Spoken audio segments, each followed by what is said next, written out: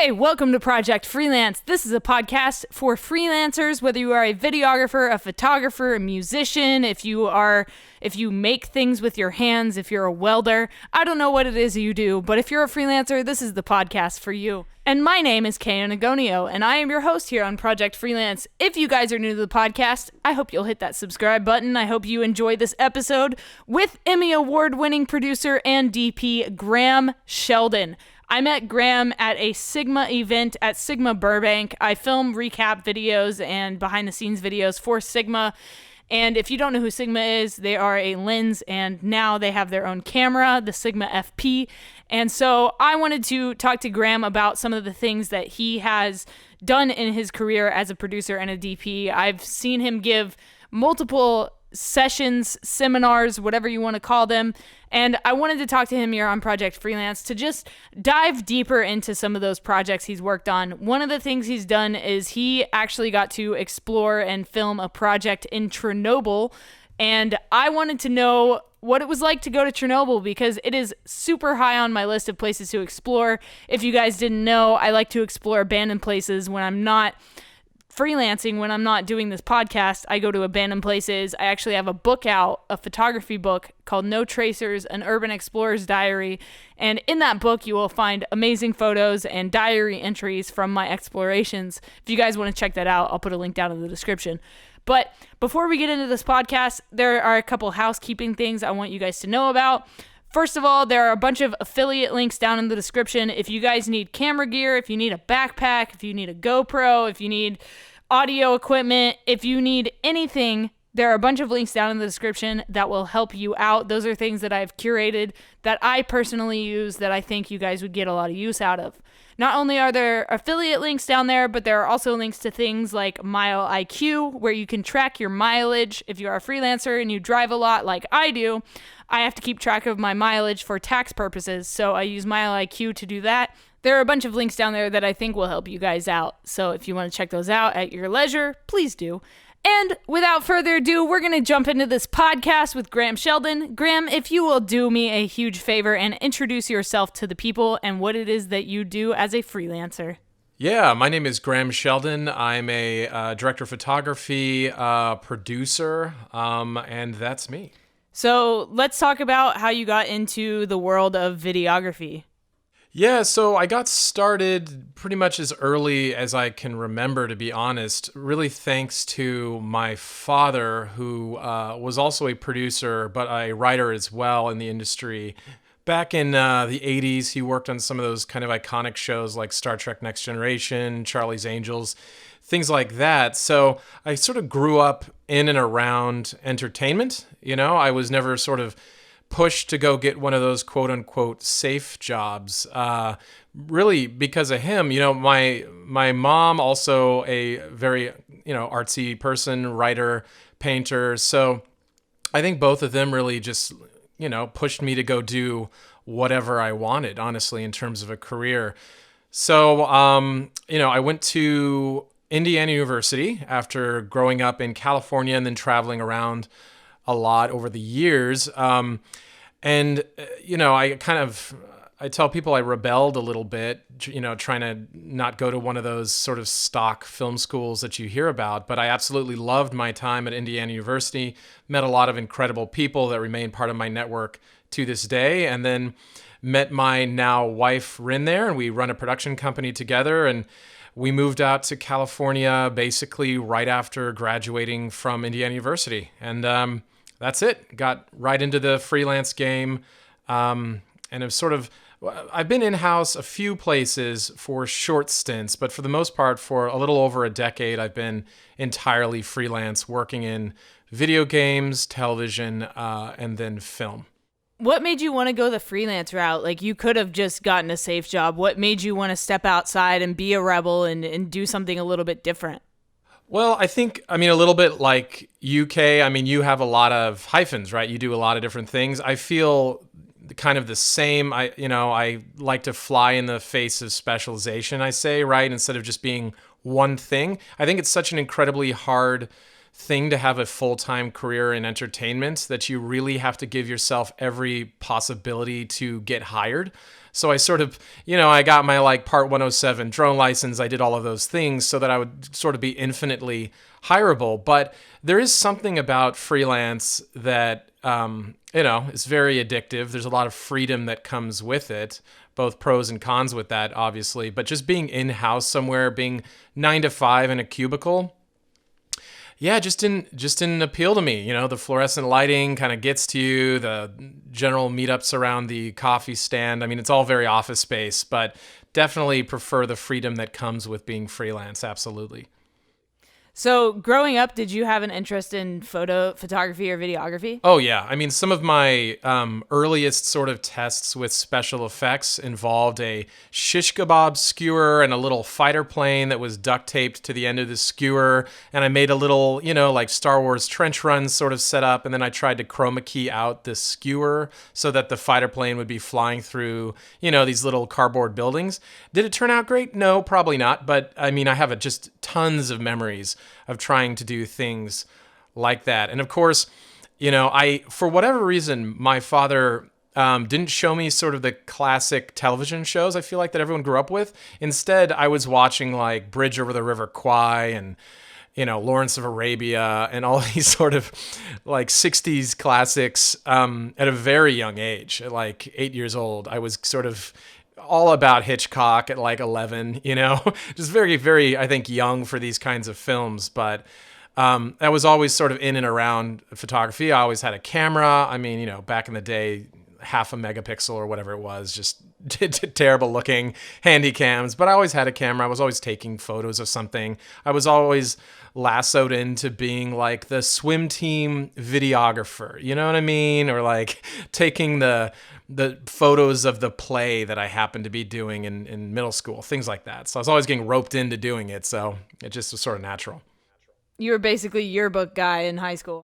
I mean, honestly, I wasn't on the yearbook team. I sort of was separated between the theater group, the swim team group, and then just sort of general history nerds. So I transitioned between those three groups. I don't know. I never got into the yearbook thing. Just the journalism thing was never something that appealed to me. Sort of the stock intro, you know what I mean? Their thesis statement, that the format behind journalism was never really my thing, to be honest. But yeah. Let's go talk about education a little bit more. So you didn't go to a typical, film school. I went to a film school. I went to like the School of Audio Engineering, but they also had film and games design and graphics and all kinds of cool stuff, animation. Would you recommend studying film in a college setting? That's such an interesting question.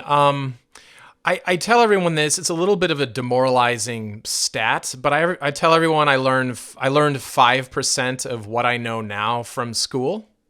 And then even now, after having done this for over a decade, as I mentioned, I feel like I know 10% of it, right? Of whatever it is, of art or entertainment or whatever it is we're calling this thing. I have 90% still to go. And everyone gets super bummed out, like 4 years of your life, and you only learn 5% of it. But the point is, though, that you're getting those soft skills. You're getting those collaborative skills, the ability, obviously to work with teams. You're also getting that network of people that are all in sort of the same headspace, the same point in life, that are all moving to, Southern California in our case, to go make it go make their dream happen. So there's a ton of value in that part of the whole film school experience. I don't know if you had a different experience. Do you feel like you learned 5% from where you went or more? Yeah, no, I definitely feel like I learned about 5% from there. I spent my time while I was studying film. I lived in Dubai, so I studied on campus, and then after I got off campus, I went straight to the skydive drop zone, and I did like videography work there as an intern. So I was learning the fundamentals of film in film school, but I was learning the practical side of it through an internship. Oh, no kidding. See, there's almost more value, I think, at that stage of your life to doing things like jumping out of planes and sort of like living, sure. Because it informs all of your work, in your late 20s into your 30s and 40s and beyond. So yeah, make sure you're doing the adventuring stuff for sure. Yeah, definitely. So about your production company with your wife. So what made you want to start, a production company together with her? Yeah, I mean, we, moved out to San Diego together right out of school, just because honestly, we'd been to San Diego on spring break and just thought it was amazing. And then I think there's also something to the big fish, small pond thing with freelance. Right out of school when you're in your early 20s, moving to Los Angeles when you're competing as a DP against like people in the ASC, people on long running network shows, it's really tricky. So we moved out to San Diego. It's sort of a natural evolution, I think, of freelance that you end up having some sort of entity, whether it's an LLC or whatever. But yeah, we have a production company, we've done television projects, films, and it just makes a ton of sense, especially for me, because primarily my job title is either producer or DP or both.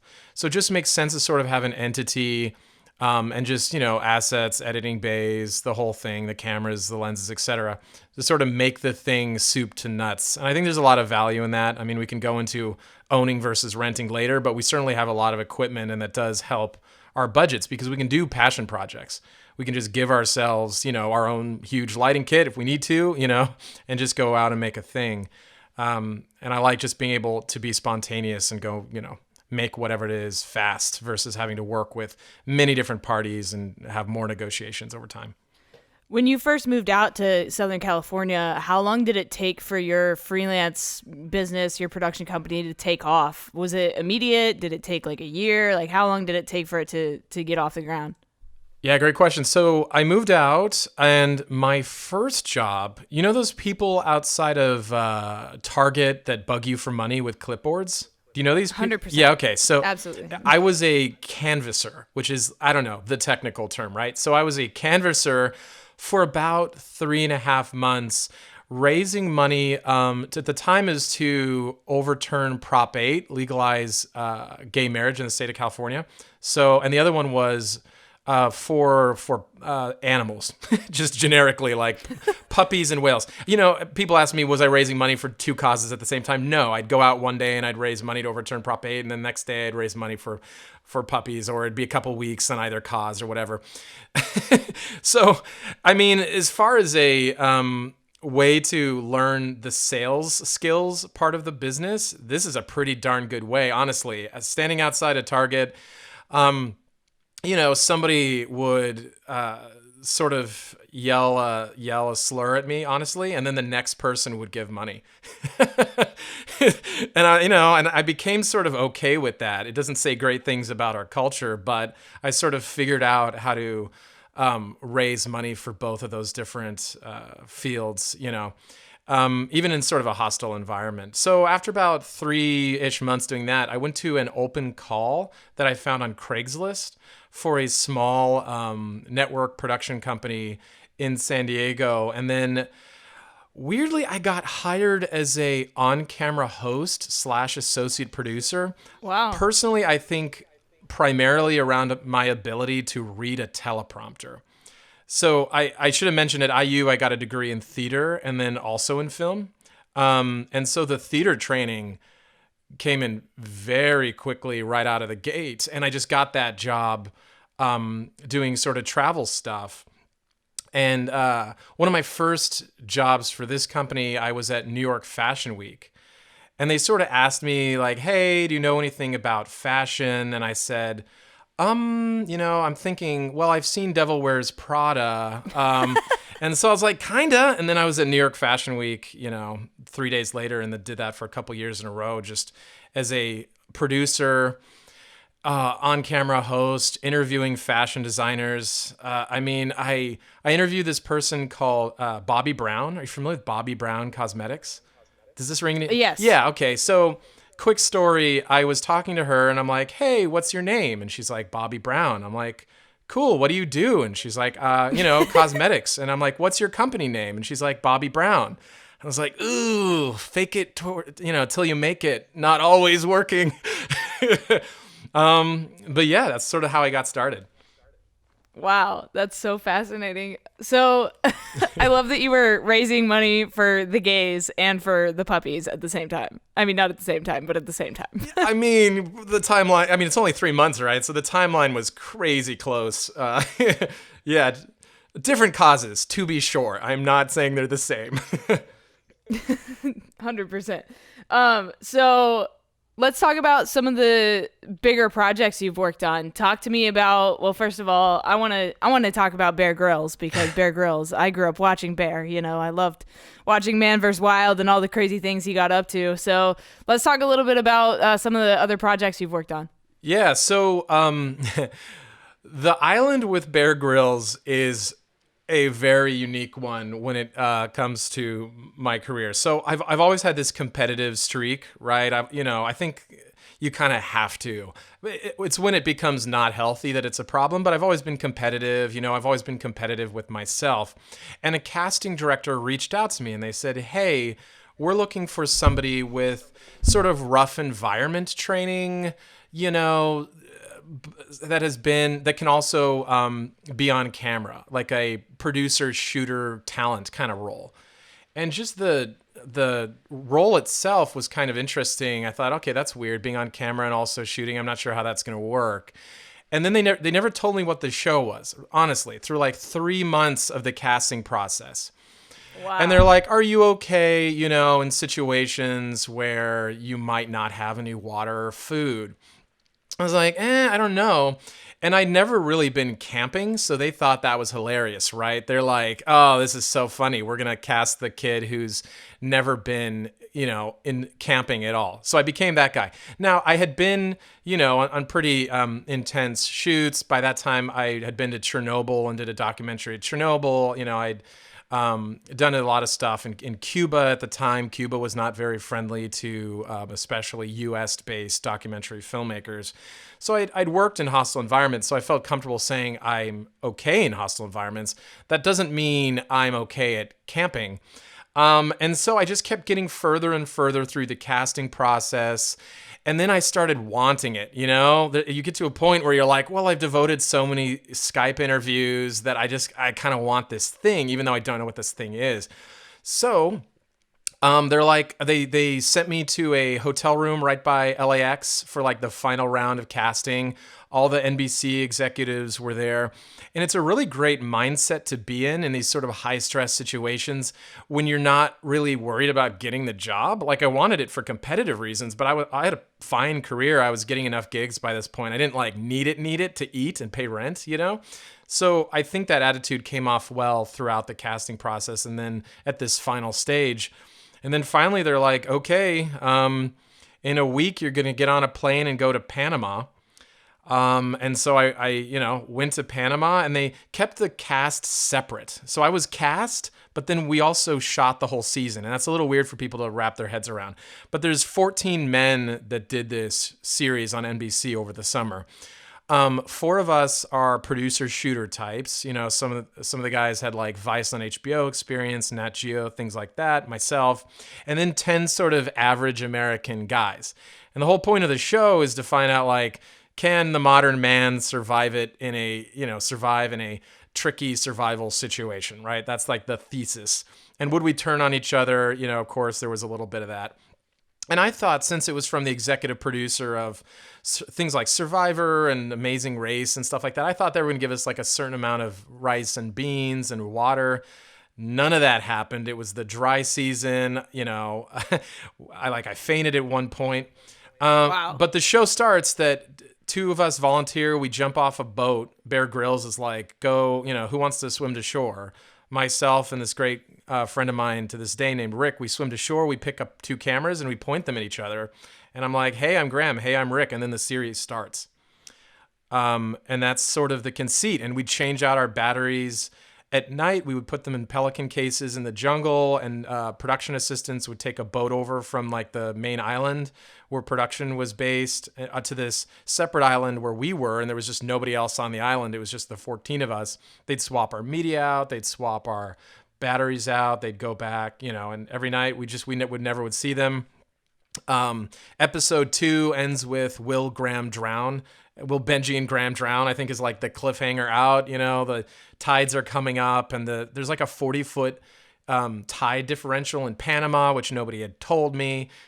So the tides come in real quick. I dropped one of NBC's walkies off a cliff at that same point. And then I finally just tied a camera to a tree and just took the memory card out because I'm like, I'm just going to straight up drown here unless I just take the memory card out.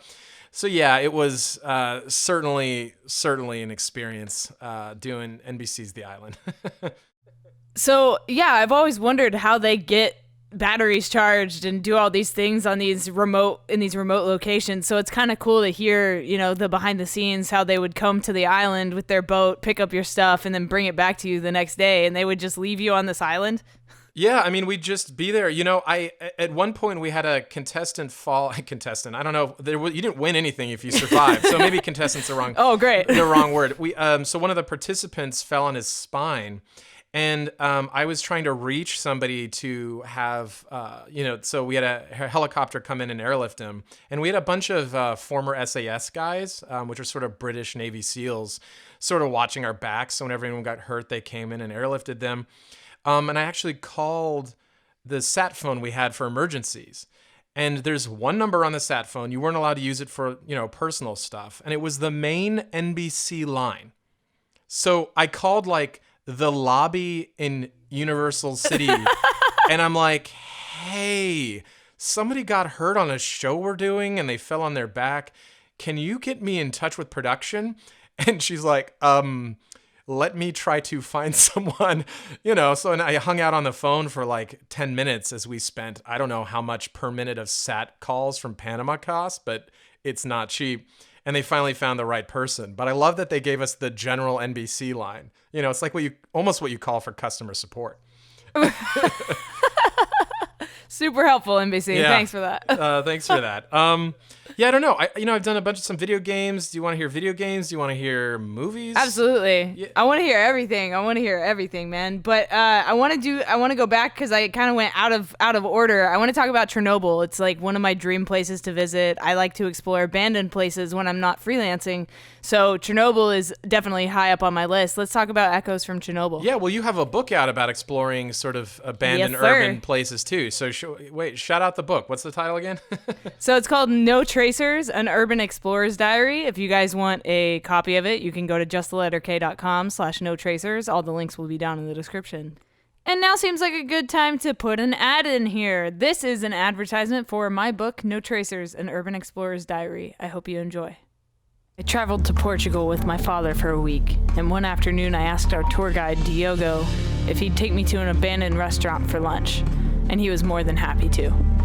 This is the abandoned Panoramico de Monsanto, a restaurant built by Chavez Costa in the middle of a national park, next to a military base, under the protection of a very kind security guard, about 30 minutes outside of Lisbon. With stunning 270-degree panoramic views of all of Lisbon and the surrounding areas, from the ocean to the mountains, this place was absolutely incredible. The graffiti seemed to fit perfectly, and I honestly have trouble picturing the place without the graffiti. It truly adds to the character of the building by turning an unfurnished restaurant into somewhat of an art gallery. I wonder what this place really looked like when it was open. I also wonder what Chavez Costa thinks of what these artists have done to bring some color back to his decaying design. I wonder if he's been back. I would love to explore it with him.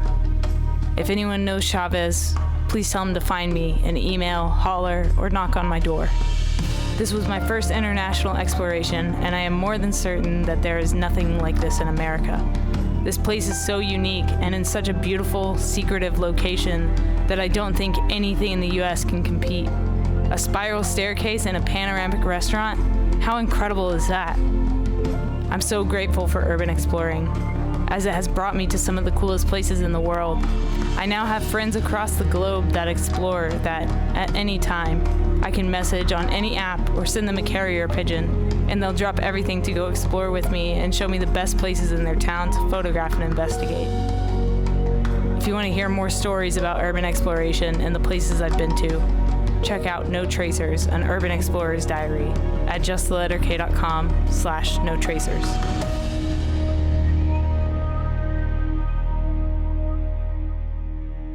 But yeah, definitely check out the book. Abandoned Places have been, a guilty pleasure of mine since I was a kid. Yeah. So, me too, to some extent. I love, Cuba has, just to hop to Cuba for a second, Cuba has this just sort of worn quality to it that's just incredible to photograph. Like Havana, we went into this restaurant that the first 4 stories are abandoned and the restaurant's on the 5th story, and there's a tree growing up through the lobby. You would have Wow. Yeah, and it's a tree not intended to be there. It just goes through like one of the walls. I mean, yeah, you got to check out Cuba at some point. But anyway, Chernobyl. So Chernobyl's sort of a thing right now, isn't it? Because, the HBO series just came out, and I'm starting to see this annoys me, Kay. So tell me if I should get off my soapbox. But I'm seeing these like quote unquote influencers going to like Reactor 4 and hanging out in the control room, and I want to shake them. I'm like, what are you doing? Oh my God, people are so unprepared. Oh, people are so unprepared. Because when I went there, I was probably 24, and I went there with 2 other colleagues. And it was right after Fukushima. So I don't know if you remember, the tsunami hit the plant, and then, a bunch of radioactive seawater in Japan, right? So there was that disaster. And I wanted to go to Chernobyl and sort of figure out like, well, look, you guys have been warning people it had been a couple decades at that point, since the late 80s, of the dangers of nuclear accidents. How does it feel to sort of see it happen again? What's your mindset for that? And then the story is also a little bit about what it takes to go to Chernobyl as just myself and 2 other filmmakers. It is an absolutely terrifying place. It is absolutely terrifying. So if you see somebody on Instagram being like, oh, it's beautiful. No, the answer is it's terrifying. So you go there, and the first thing you notice is all of the roads are raised up maybe 6 or 7 meters, right? So you're like, oh, that's weird. Why does everybody raise the roads in Ukraine? What a strange engineering style. That's not it. They had removed the topsoil around the roads because of the high levels of radiation in the ground. It's just, everything about it's terrifying. So all the radiation is in metal, weirdly, and some in organic matter. But pretty much the worst thing you can do at Chernobyl is, say, cut your arm on a piece of rusty metal. Absolutely don't do it. So we stayed overnight in this sort of corrugated metal shed facility. There's a certain amount, if you do the math on all this, you feel a little bit better about the adventure side, right? So if you stay a certain number of hours, you're only exposing yourself to basically the same amount of radiation you get from like the connecting flight from Amsterdam to Kiev. So, really, you got to do the math. You got to know the kinds of things you have to do to avoid contaminating yourself in a adverse way. So anyway, we're staying overnight in this corrugated metal just hotel-ish, barely a hotel.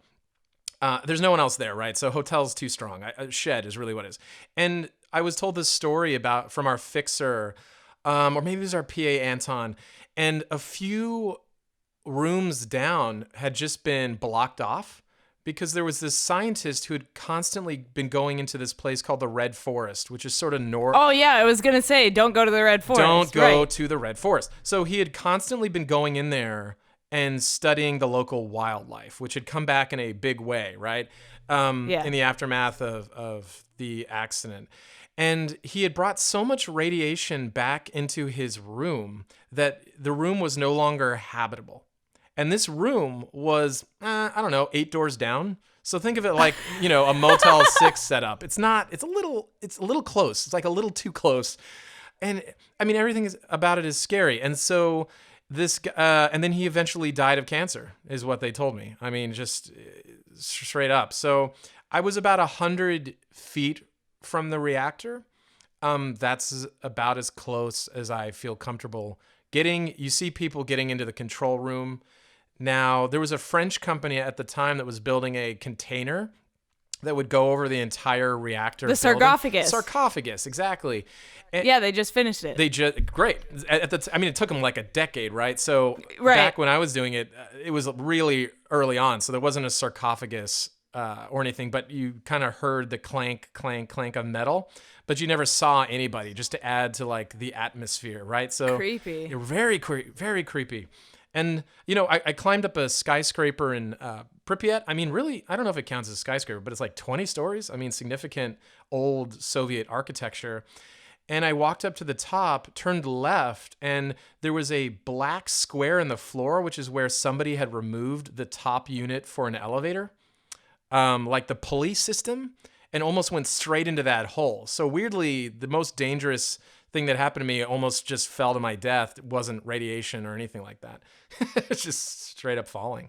Yeah, it's a horrible place, but interesting. So, yeah, I just watched, there's this YouTuber I watched named Shy, and he's from the Ukraine, and he just did like a 7-part series where he walks through the entire exclusion zone. It's him and 2 friends, and they walk through the entire exclusion zone, camp, and they like bring their Geiger counters, everything, and they're just walking around through Chernobyl trying not to get caught by the security guards. And it's like they go through the Red Forest, they go through all these places, and you're like, oh my God, these guys are gonna just die one day of cancer. It's crazy what people will do to like explore that place, and like, so when you went, you had full production, you had access pretty much everywhere, I assume, right? Well, we had access everywhere, but we had Ukrainian fixers and then a production assistant, so it was like a crew of 5. I mean, and then we had obviously permission to be there. Yeah, we certainly weren't running in there in the middle of the night, but so we had permission to be there for sure.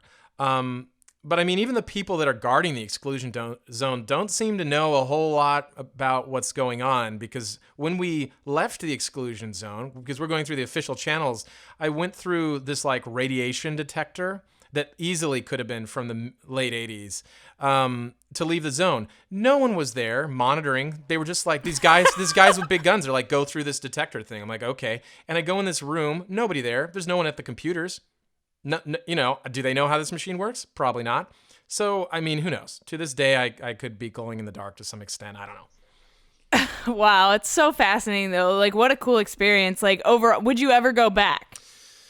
I mean, people ask me that about the island, and I tend to say, no, I wouldn't go back, but I'm glad I did it.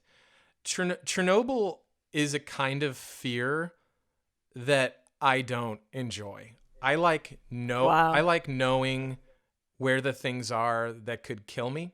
So I get job offers sometimes where it's like, get into 3 unmarked black SUVs, go to Mexico cartel country, right? And I'm just like, I'm not gonna do that. Or like Darfur or something like that. I won't do those jobs because I don't understand the local dynamics between which cartel is friendly, which isn't, which warlord in Darfur is friendly, which isn't. So if I don't understand how I'm going to talk my way out of something, for sure, then I'm never going to go. I'm just not going to do it. So that's sort of where I draw the line. But Chernobyl is just a scary place, and it's a like under your skin scary. It's so fascinating. Yeah. I feel like I would have a great time there. I honestly, just from knowing you just a little bit, Kay, I think you would probably really, really enjoy it. Just please be safe if you go. 100%. I won't get in the Ferris wheel. Don't worry. All right. Thank you. I might go up to it, but I won't touch it. Fair. Yeah, honestly. All right. So you said you had mentioned video games. Let's talk about that. So I worked contract for Electronic Arts for almost a year. Maybe a little less than that. So through a contract company based in California, and I worked on the last SimCity game. I think it was like SimCity 2012, maybe. As an associate producer was my title, and then I also worked on a few apps like mobile games. And then I did the Command and Conquer like compilation set at the time. But SimCity is sort of the big title, and my job was primarily to manage the Mac port of SimCity.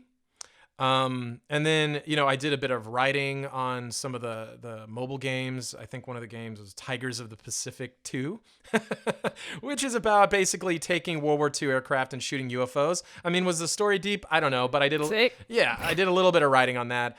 But basically, yeah, I would manage a team of artists and programmers, and we would just, sort of get it done. And Electronic Arts is, I mean, if you're going to work in video games for even a short amount of time, they're the company to do it. I mean, they have some of the biggest franchises on the planet, and I really got a crash course in the whole thing. I will say, though, it's not too different from TV or film, because at the end of the day, you're sort of managing different assets. I tell everybody that, if you just think of everything like we're making widgets, this isn't to minimize the great art that you're creating, but it takes, again, a little bit of the fear out of the equation. Like, you're just making a piece of content. You're just making a thing. Doesn't matter if it's TV, film, games, right? So, and everyone's like, well, you don't know anything about programming. How do you work with a programmer? And I mean, I just looked at the numbers, right? We had great numbers. So I looked at if it took, Gene 5 months to make this condo, and it took Billy 7 months to make this condo. I had to check in with Gene, like, what's up? Why is it, why is it taking you, more time, less time? You just compare different tasks, because you're very rarely rewriting the book in video games, right? You're making a character model, you're animating something, you're making a tree. Many trees have been made before. So I wasn't trying to pretend I knew how to make a tree from scratch in Maya. I just knew we needed 9 different designs of trees. So, wasn't too tricky, but everyone thinks it's this just very tricky, unattainable, impossible thing, to get into. I didn't find it to be that way. Well, that's awesome, man. I would love to do some video games, even if it's just like doing voiceovers for video games. I would love to just be involved in a video game in any aspect. Super fascinating. So let's talk about, where film has taken you. You've gone all over the United States. Let's talk about some of your favorite places that you've been. So I've been to 6 out of 7 continents. I mean, Mongolia is pretty great. South Korea is pretty great. The Australian outback. Cuba's interesting because Cuba is that same sort of paranoid fear, weirdly, that I get in Chernobyl. And I don't want to just have this podcast be about how I've been afraid on every project I've been on. But Cuba's sort of upsetting because you get, as an American citizen, I had to get permission to go, obviously. I maybe told a tiny little white lie and said it was a tourism documentary and it was 100% a political documentary. Attaboy. To the Cuban government. They started getting very angry. So they have this weird thing where they'll follow you with 3 people wearing beige pants and white shirts, and then they'll have someone with you that's dressed nearly the same. But the 3 people that are following you, they always hang back like 40 yards. So it's weird, right? It's like not the best spycraft when everyone's wearing like the intelligence agency uniform of the Cuban government. So my memory cards were taken out of the hotel room for 48 hours. And then I found out our hotel room was in the same building as the Cuban National Intelligence Agency. Wow. They just really, really care. At least at the time, they really cared about their message and what an American was doing in the country. Right before I had gone, a Christian missionary had smuggled in a sat phone for quote unquote dissidents, and he had been arrested. So this is an American citizen in prison. Wow. Yeah, and I mean, it's a very eye-opening experience. As I said, beautiful country. If you're Canadian, if you're a Brit, people like that, it's probably not a big deal to go to Cuba. But at the time, for an American, it really was. But I met a University of Havana professor who told me about one of his colleagues had been hospitalized for malnutrition. This is a professor at their main university in the country because they're making like $50 a month. So it's a hard place. I mean, it looks beautiful, but like anything, when you scratch just a little bit beneath the surface, the whole thing just unravels, right? It's just because I wanted to do a quick segment for the series about like the famous cars they have there that have like cobbled together parts from Russia, things like that. But you go there and the cars are beautiful, and then you realize why they actually have to use parts. It's because of an embargo. It's, so you go in trying to tell something positive. And I shadowed in the control room of their national television service. And me standing in the control room as they filmed this kids game show, everyone just looked so uncomfortable that I was there. And you can feel it. It's a room of like 9 people. It's a room of 9 people. You don't know who's closest to the party. You don't know who's the most communist. You don't know who actually wants to talk to me. Because they're making essentially propaganda, and they know that. They have a family to feed.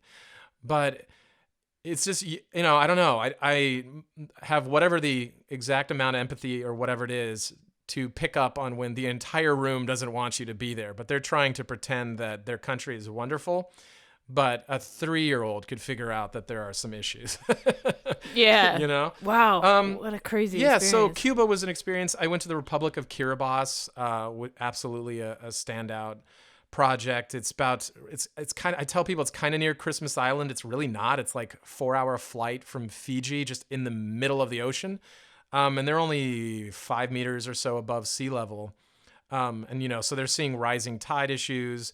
So I did a project there.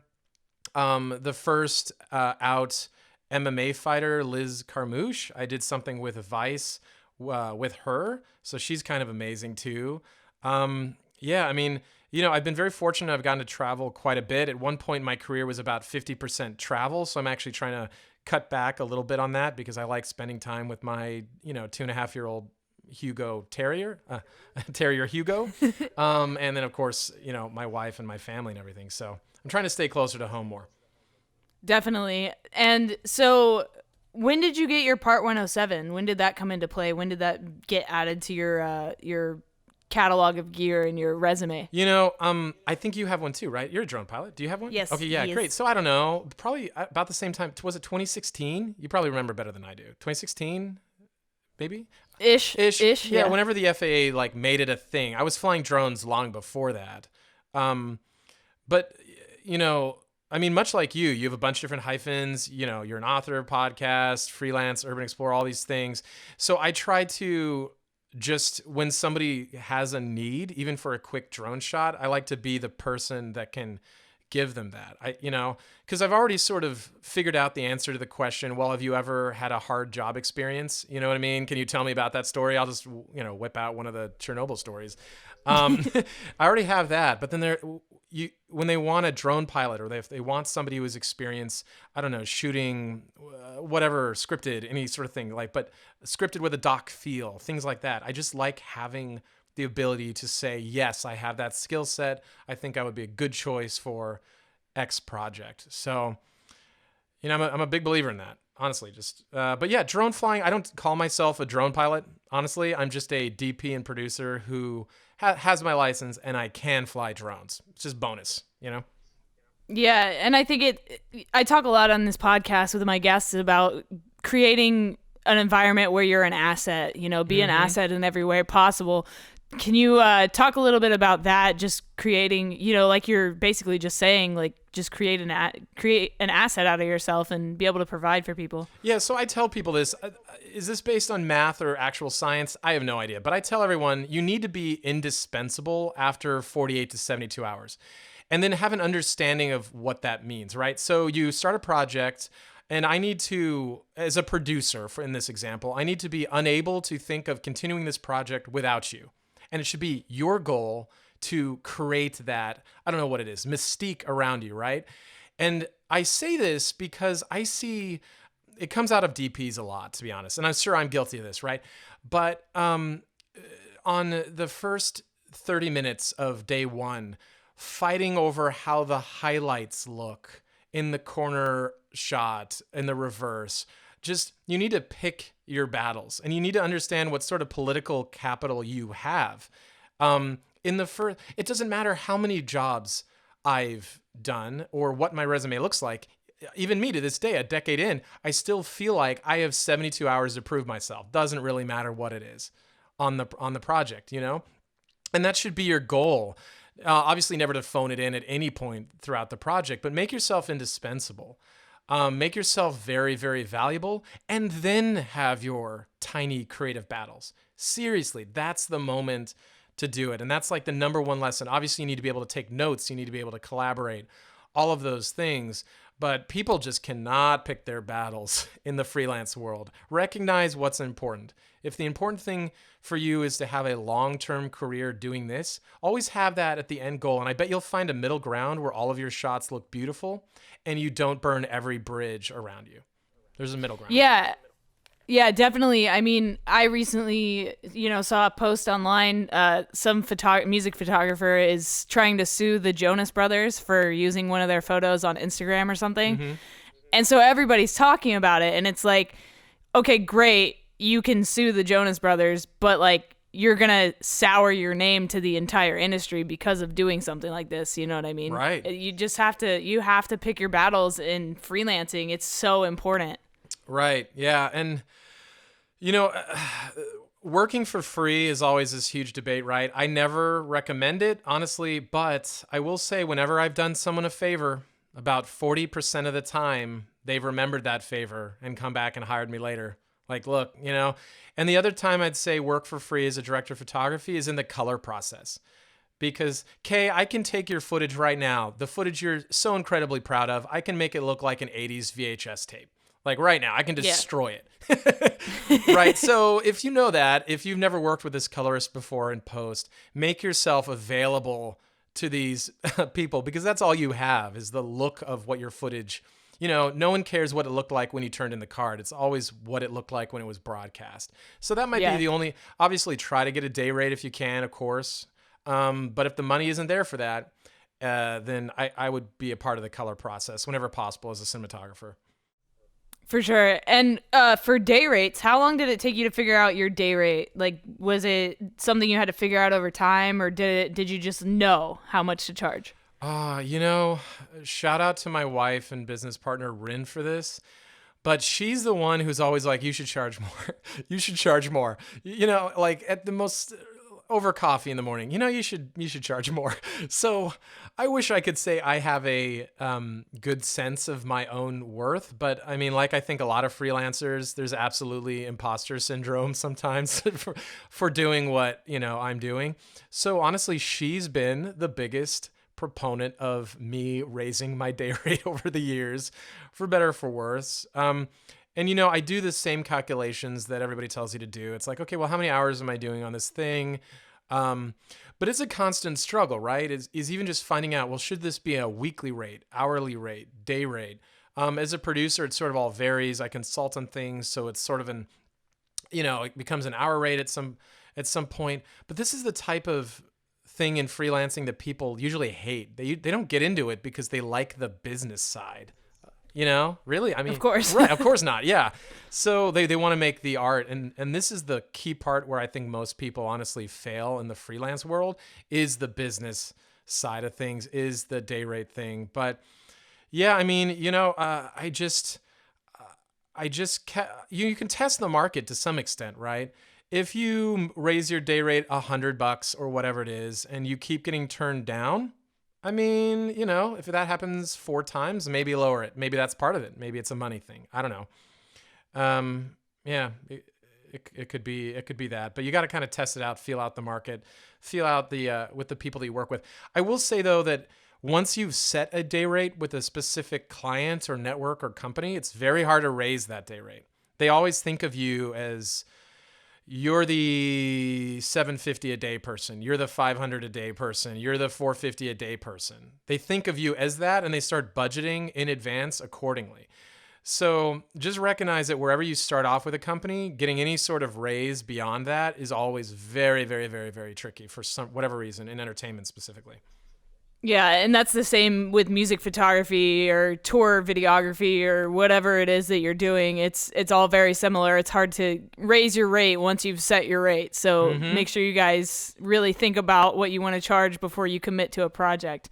So you've done a lot of traveling. So tell me a little bit about what it takes to get travel gigs, and are they paying for your flights? Are they paying for your hotels? Like, what are they paying for? What's covered? What's not covered? Just for people that are listening to this that may want to start doing travel gigs like you and I do, what should they be looking for? Yeah, so travel gigs, are exciting. You're going to another city, et cetera, et cetera. And because they're sort of exciting, I feel like production companies can get away with a lot. So this is the bare minimum, I would say, that if you're going to take a travel gig and just say, I don't know, New York for this example, right? So I personally think you need a full rate for your travel day there and travel day back. This is open for debate, but the point is you can't do another job while you're sitting on a Delta flight headed to LaGuardia, right? So I always advocate try to get your full day rate for the travel day. If I love the company, if I still really want to do it, I might go half day rate on a travel day. I might, okay? I'm lucky enough now in my career that everybody's sort of paying for everything, right? So you either have a company card or you have a certain per diem per day for whatever. $50 is sort of a standard per diem. Sometimes it's as high as 100. It can go beyond that for things like food and, a toothbrush or whatever. But just, recognize that as cool as being in a place that you don't live is, it can be incredibly stressful. You don't have an option if you're in Mongolia and an audio cable goes down. So I always bring, extra stuff. Thankfully, I don't have to pay attention to the audio department too much anymore, but, or a filter or whatever it is that's just key to your show in general. I will say that media rates, people don't seem to get these very often, but airlines nearly 100% have a media rate policy. Okay, so that's just per bag. Suddenly the weight of your Pelican case doesn't factor in. Sometimes it's a flat rate, like everything you check is $50. Every production company you work with definitely do the media rate thing. Now, I'm going to tell you a secret, Kay. You got to promise not to tell anybody else. But the thing with media rates is you can make a laminated card at FedEx that says, K pictures, and 95% of airlines will accept this. Don't lie. Don't do this when you're on a vacation. But if you're actually on a media gig, everyone thinks you need like a credit, a card from a major network. That just isn't the case because that's also not how the industry works. There's people that are full-time photographers in-house for NBC, but for the most part, everybody is freelance that's working at all of those networks as well. Just make yourself a media card, get an assignment letter maybe from your editor, your head producer. Just say it. Usually a good assignment letter will just say the following, Kay is going to New York for me on assignment for Vice on flight, 1157 on Southwest. Please extend a media rate to her. Put it on letterhead. It can be letterhead that you make. Just, tell the truth. Don't abuse the system. But media rates are key. Always the production company should cover those check bag fees. But if they are getting killed on the check bag fees side, that takes wiggle room out of negotiation. Maybe the final dinner isn't as much fun as it was going to be. You know what I mean? So as a freelancer, I always tell people really, really care about the overall budget. I don't care if you're a second AC, first AC, but just whatever it is, DP, second producer from the top, whatever it is. If you create the mentality or the atmosphere that you care about the budget of the project, that always really works for me as a producer. I always notice that. So if you tell me, you could get this battery and it's $15 less, just giving me those options makes me as a producer feel like you care, right? Because as a freelancer, you need to understand the production company, the producers are taking on all of the financial risk for making this show happen. Right? Always have that in the back of your mind. You're not entitled to another episode happening. You're not entitled to anything really. So do your bit, I didn't even know that media rates were a thing when traveling, so you just blew my entire mind. Yeah, seriously. I mean, wow. Absolutely do it. Check out each airline has slightly different policies. Some like Delta's $50, some are $75, whatever. Just know that going in, but it saves hundreds of dollars. I checked 35 Pelican cases for a Pepsi project once. 35 Pelican cases. I think our check bags fees were like $3,000. They would have been $6,000 had we not done that. Wow. That is insane. What did you need 30 Pelican cases for? I mean, one Pelican case has a lens, one has a monitor, another has a monitor. And all the grip was sourced locally. It's a 3-camera shoot, 1 camera package per each Pelican. Okay, where do the lenses go? Where do the batteries go? Well, you're carrying on your batteries now. That's key, obviously. One case is a drone. It adds up quick. One case is audio. Look, I'm almost there. Wow, that's crazy, man. So let's talk about your Emmy. You have an Emmy Award. How did that happen? Well, thank you. That's crazy. That's amazing. Again, my wife is always very good about telling me to like bring up your Emmy. I'm trying to get jobs, but it's always hard for me to be like, hey, I have an Emmy. So it's for this project I did called Crossing Borders. It's a sort of an expose on immigration and the issues with our immigration system. It was, I think, an hour long. It occurred during the Obama years. Note to self, my documentary would be significantly different if I had shot it during the current administration, but it was still a breakdown of what it means to sort of cross the border and why you do that. I mean, we embedded ourselves with this group called the Border Angels, and they leave water out in the desert along our southern border, and then other groups, other sort of anti-illegal immigration groups will come along and poke holes in those same water bottles. So we would follow them around as they'd plant a water bottle by a bush, and then the next day we'd come back and it had been punctured and there was no water left in it anymore. So we sort of just followed the issues with the immigration system over the course of about 6 months. I don't know, this was probably 6 or 7 years ago. I turned it into the production company, and they thought it was boring. This is great. Wow. They said milk toast. I never heard of this before. Milk toast. You ever heard of this? Milk toast is like, I don't know, a boomer's way of saying boring. I don't know. But my boss at the time, without naming any names, called it milk toast. And I said, "Oh," and then it played. You said, "Okay, boomer." Yeah, no, I didn't. I don't even know if memes were a thing back then. But I was like, oh, and felt kind of defeated, because you seek that sort of validation after you work so hard on something. And then later on, it won an Emmy for topical in the topical documentary category. And then, old Graham would have gone back and been like, I won an Emmy for this milquetoast thing, but I didn't, I was cool about it. I didn't bring it up again. I didn't throw it in anyone's face, but, I just absolutely an honor. Feels good to be recognized, it's certainly, I think good for the career, but it's not the only thing, you still have to be able to execute on every project that you come in with. But yeah, no, it's cool. It's actually hanging out right next to me on my bookshelf. So there it is. That's amazing. So let's switch gears and talk about being a Sigma Cine Pro. How did Sigma find you? How did they get in touch with you? How did you become a Cine Pro?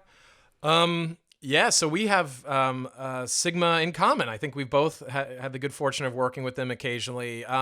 Great organization. I've known pretty much the whole Sigma North America team for about 2.5 years. For those of you guys who don't know, you absolutely should. Sigma's a camera and lens company. They make the whole art line of lenses, very popular. And then the Cine Primes are sort of incredible. And now they have this new camera called the Sigma FP, which is just sort of mind-blowing.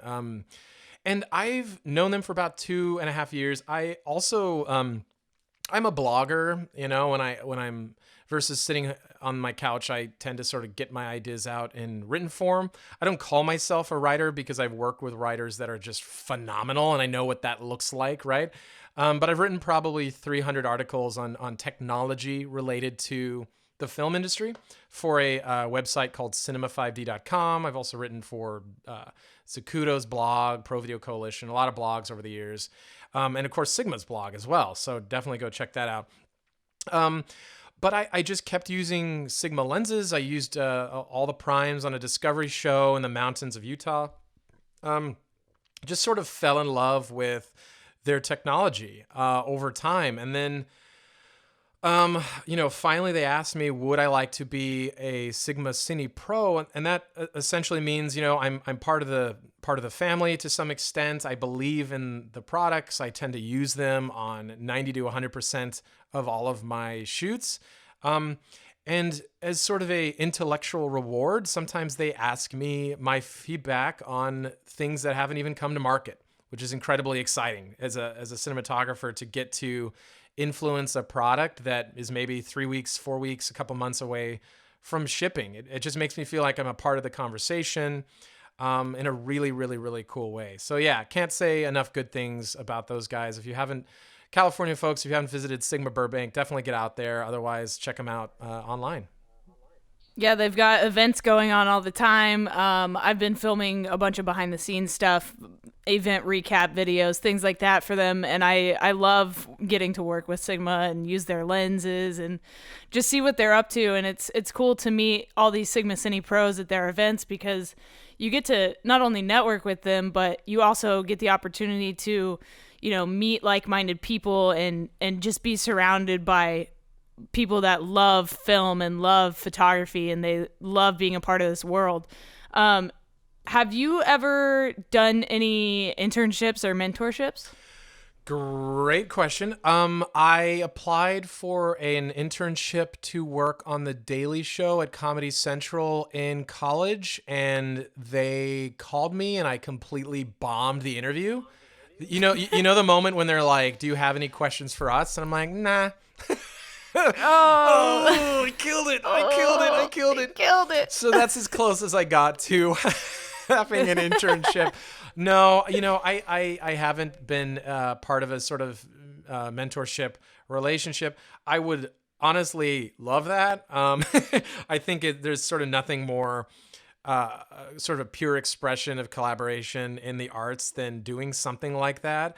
I certainly have a lot of colleagues that I exchange ideas with, but that's one of the tough things about being a DP, honestly, is there's only one DP on set usually. So there's not really another DP that you can kind of learn with. So I've thought about doing more camera operating stuff for other DPs just as a way to sort of, see what other styles are out there. So that's definitely on my list, but I'd like to do it more, to be honest. So I can't recommend it one way or another. It sounds like a good idea. Yeah. And then who are some of your influences? Wow. Influences on the cinematography side or producing, I guess. I mean, Rachel Morrison and Reed Morano right now. I mean, they're kind of having the career that I would love to have. David Mullen, ASC, as well. So these are sort of all DPs, but Morrison and Morano are also directing and producing as well as being DPs. So they're sort of embracing that hyphen that I'm so fond of, the producer DP thing. So they have careers absolutely that I would love to emulate. In terms of their style, I mean, it's such a cliche. Roger Deakins. I mean, oh my gosh. Blade Runner, are you kidding me? Yeah, I mean, Sicario, like, look, I don't even know if it counts as, it needs a better word than style, but I guarantee if you took a poll, if you like threw a bunch of pamphlets out of a plane over Los Angeles or Atlanta, I mean, most people would check the Roger Deakins box for sure. Definitely. And then I wanted to know, you've been doing this for about a decade now. How are you getting your gigs? Are you finding them online? Is it word of mouth? Do people just know who you are? Like, how are you getting these gigs? And how can up and coming filmmakers, even myself, how can I get more gigs? Yeah, I mean, it's just so funny. I wish people just, quote unquote, knew who I was. Like a producer just like wakes up in the morning. He's like, Graham, give me Graham. Give me Graham on the phone. Yeah, like the bat signal. How do I get jobs? So over the last 6 years, it's definitely been word of mouth. It's been someone I've worked with before or somebody I've worked with before introducing me to somebody I haven't worked with before. That's it. It's the kind of network thing. But early on, I was standing outside the Target with the clipboard. And then I PA'd a little bit back in those days as well. Tape running. Back when tape was a thing, and even those people that I PA'd with still remember me and have followed my career, and they still hit me up on occasion for sure. But unfortunately, fortunately, it's just your network. Surround yourself with people you want to work with. Be humble. You know, I try to prop other people up more than myself. You know, as a way to as a way to get jobs is I don't want to say I have like an agenda or something, right? It's just a good thing. I feel like helping out other people getting jobs is just good mojo, you know, and sometimes comes back. So I'm always introducing other people and creating collaborations wherever I can. Social media, of course, makes that much, much, much easier. And then there's something about doing work begets more work. Let me explain. It's like go do a short film. Something about just being out there filming a thing makes more things happen. And that's why I certainly like being a part of the Cinema 5D thing. I like being a blogger. I don't, you know, the influencer word's a little weird. I like writing about film technology because it keeps me a little bit part of the conversation, you know, and I think that's key, is just sort of always being out there, making people know that you are available to be hired next. So word of mouth, though, last 6 years, that's been it for me, Kay. All right, I gotta meet some more people, man. I gotta get out more and do some more things. Let's make it happen. Have you ever been screwed over on any jobs? Ooh, this is a great question. Have I ever been? Well, a large company took 90 days to pay me once at a time. Gross. Gross, yeah. At a time in my career when I did not have 90 days to wait for that money. I've worked with people that have been above the line. So if I was a DP and they were a director, where they just had zero understanding of cinematography. That doesn't mean I'm being screwed over. It's my job to direct the cinematography, right? But it makes it very, very, very hard. So let me encourage everybody just to get a basic vocabulary and understanding of what the other departments do before you lead a department. You know, whether or not there's a nepotism element to however you became executive producer on this project, just, you know, have the respect for others around you to really just understand what all the job roles are. I mean, that's sort of the first thing that I do when I start a movie as a producer is I walk around to every department. And then, you know, after the sort of niceties, I'm like, so what's wrong? What could be done differently? What could be streamlined? And then they, you know, without fail, maybe they don't know me well enough. They're always like, oh, it's fine. And then just dig deeper. Is it really fine? No, because we're doing something incredibly complicated, but we're also not in combat. I hate when people are running around on set. I'm sure you've seen these people, Kay, everybody's seen them, where they're acting like they are in the initial stages of the Gulf War or something. And they you know, because it translates to the screen. If your if your piece of entertainment was made with panic, it shows up. So, you know, I've been paid late. I've never not been paid. I've heard some horror stories out there about that. Yeah, that's certainly a thing. No, I've been very, very lucky. I've always had just a great team around me. Have I done things in my early 20s as a camera operator that I wouldn't do now that I'm in my 30s? Definitely, in terms of being just a foot too close to the cliff to get the shot of the hawk flying by. You know, so my understanding of safety is certainly different. I mean, even with Sarah, I don't know if we want to get in this, Kay, but if everyone knows the story, there was a AC that was killed on a shoot on the East Coast, and that sort of changed the industry in a very positive way. Safety is paramount in a way it should have been decades ago, but now it absolutely is top of mind for every producer out there. Because I've had producers tell me, you know, it's the first AD's job to manage safety. And I say, whenever I make a large organizational decision, I always say, what's the deadline or Variety article going to look like if this goes absolutely to hell? If it all falls apart, it's going to have my name on it. It's not. It might have the first names on it, but it's going to say this movie produced by Graham. Let this horrific thing happen. Happen. So just always have that in the back of your mind. Like, what would it look like if it was printed up? Whatever decision you're making. Yeah, definitely. And safety has definitely become more of a component of my work as well. You know, I've also sat on the cliff on the edge of the rooftop We all on a have. skyscraper like an idiot. You know, we've all done the dumb shit. Yeah. But yeah, you live and you learn, hopefully, you know. And yeah, super unfortunate about that AC that died on set. It's crazy that kind of stuff happens and people just overlook simple safety, you know, and it does happen. And then my last question for you is, what is something you know now that you wish you knew when you started? I wish I knew when I started how important soft skills are to this industry.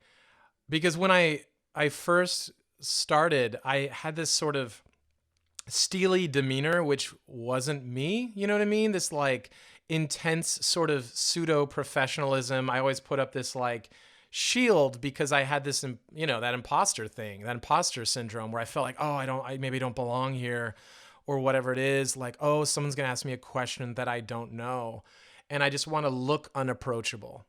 And that's something, seriously, yeah. And that's something that I dealt with sort of in college and then through the first few years of freelance. But the people that I enjoy working with the most and that I continue to work with are the ones that have sort of broken through that shield. I like to think I don't have that anymore, and are willing to talk to you like a human being and connect on a human level, because everything about the human connection makes business better. Be professional, but get to know the person on the other side of the table from you, or in your department.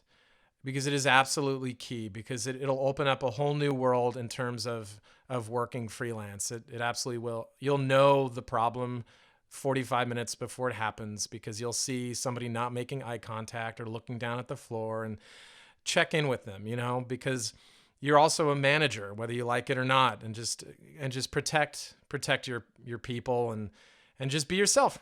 Yeah.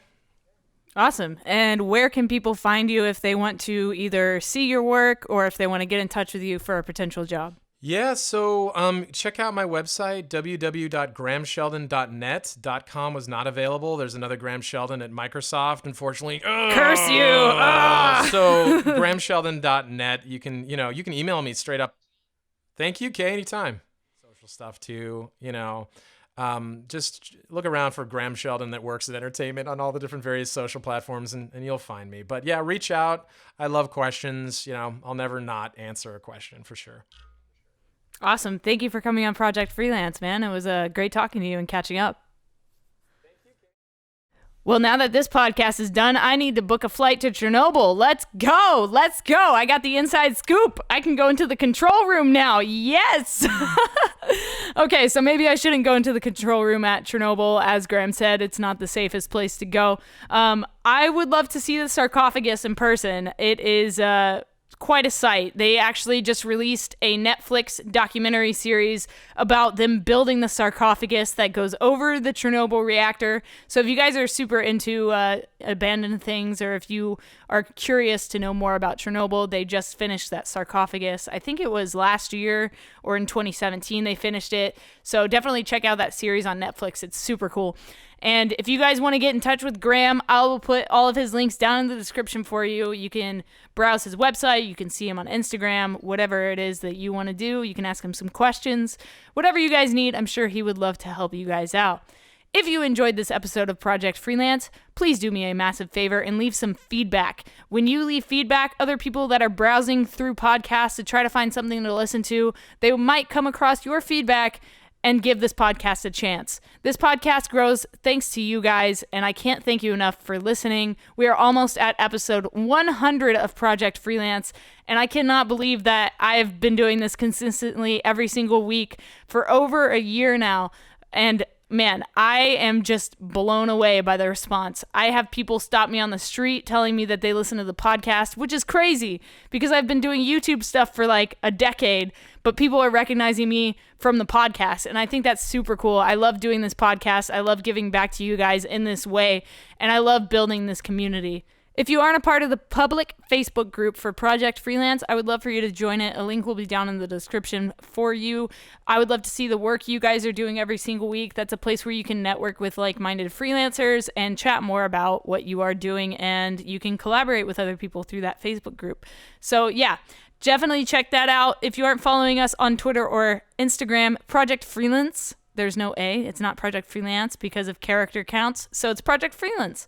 But you will get updated weekly with who will be the guest, and you will get a little sneak peek from every episode. Thank you guys for listening to Project Freelance. I will talk to you again next week on the podcast. And if you would like to be on an episode of Project Freelance and you make over $1,000 a month freelancing, hit me up at contact@justtheletterk.com. I would love to hear from you. I would love to get you on this podcast to help share with the audience how to build their freelance business. Until next week, my name is Kay Nagonio. Stay strong, keep enduring, go out and go create something.